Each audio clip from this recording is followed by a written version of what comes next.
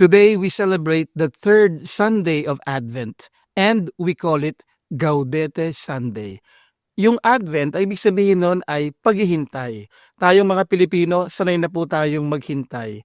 Maghintay sa traffic, maghintay kung kailan gaganda yung buhay.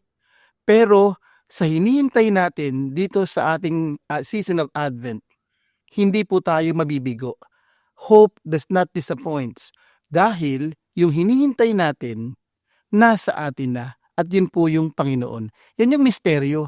Hinihintay mo pa lang pero nasa atin na ang Panginoon. God is Emmanuel.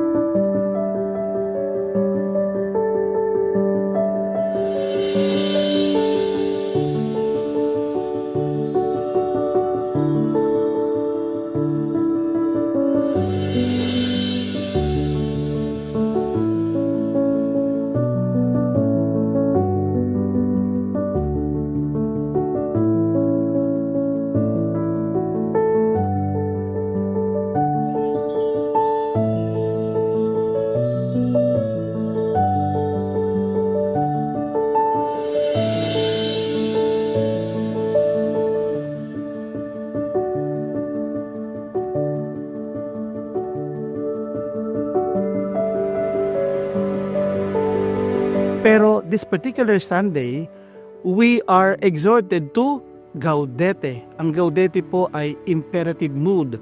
Ito ay plural din. Iniuutos sa atin ng Panginoon, magalak kayo, rejoice. Bakit kaya inuutos? Dahil habang naghihintay tayo, minsan naiinip tayo. Minsan nagbabago yung puso natin. Minsan nanghihina yung loob natin. Kaya sa kalagitnaan ng ating paghihintay patungo ng Christmas season, sinasabi sa atin, rejoice. Hindi ako lang, kung hindi tayong lahat. Kaya ang gagawin natin habang tayo ay naghihintay, we do everything with joy. Sa ating mga ginagawa sa offices, sa ating classes, sa ating mga bahay, we do it with joy. I was given the chance to be the pastoral director / spiritual director sa UST Central Seminary. And ang ginawa ko doon, titingnan ko nga kung itong mga seminarista, they will do everything with joy as mandated by our celebration this Sunday. Nakita ko sila sa kanilang pastoral works. They are in an orphanage. Nagwawali sila with joy. Yun. Tapos, hindi lang yon. Nakita ko sila nagpapalit ng damit ng mga orphans with joy. Nagpapakain with joy, kaya tuwang-tuwa ako eh. At nakita ko rin sila naguhugas ng pinggan with joy. But I am not talking about any brand of a dishwashing liquid or paste. I'm talking about that joy na hindi makukuha sa atin. According sa first reading for this Sunday, according kay Prophet Zephaniah, may hardship man tayo sa buhay, we are encouraged to shout for joy. Ang sabi niya, shout for joy, O daughter of Zion. Sing joyfully, O Israel. Ito ay encouragement because sa kabila ng hardship, nasa atin ang Panginoon. Sa canticle naman that provided by Isaiah, ang sabi na Isaiah, you will draw water from the wells of salvation with joy. Kung you will draw water only, baka mapagod ka lang, baka umasa ka lang, but aasa tayo with joy. At yung joy na to, ito yung hindi makukuha. Hindi ito isolated sa hardship. Pwede ba na ikaw ay may pinagdadaanan sa buhay, but you have joy in your life? Pwede. Pwede ba na meron kang difficulties in navigating this challenging life, pero you are joyful? Yes, pwede yun. Because salvation is something to be celebrated. It is not a distant promise, but a present reality here and now. Ngayon, sinabi rin sa letter ni Paul sa mga Philippians, rejoice in the Lord always, and I shall say it again, rejoice. Pinagkaulit-ulit itong rejoice na ito, siguro dahil nakakalimot tayong magalak sa Panginoon. And this joyful exultation reminds us of the joy of the fruit of the Holy Spirit. Hindi siya yung superficial happiness, but a profound joy given to us by our Savior. Naalala ko tuloy, may isang event sa history na ang tinatawag na Christmas Truce of 1914. Anong nangyari doon sa Christmas Truce ng 1914?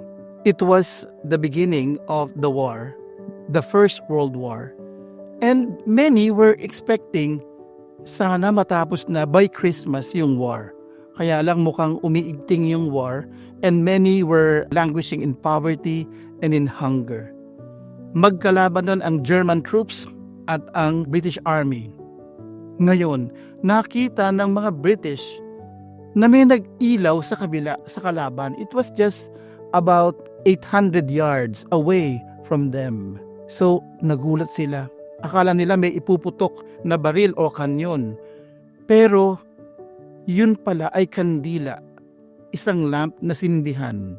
And then, nadinig nila ang familiar tune, pero ibang language. Yung tune po ng Silent Night, but in German. So, ang nangyari, sila ay natigilan, humalo din yung kanta ng mga British sa German. And one of them went beyond enemy lines and tell the others, pwede ba kahit ngayon lang, we'll have the Christmas truce. At according to history, naglaro sila ng football and they drank kung ano man ang meron, they ate kung ano man ang pwedeng i-feast nung time na yon, and all of them huminto ang oras dahil nagmamahal sila sa Panginoon. The joy of Advent is not only a personal joy, but a communal one, meant to be shared, meant to be proclaimed and lived out through our actions of love and service. Maraming pong magandang mangyayari sa atin if we remain joyful. Kaya nga po sa Paskuhan season, ngayon sa UST, ang theme natin ay ever thankful, ever hopeful. Lahat ng itong nangyayari sa buhay natin, rooted in the love and joy given to us by the birth of our Savior. Merry Christmas po sa inyong lahat and God bless you.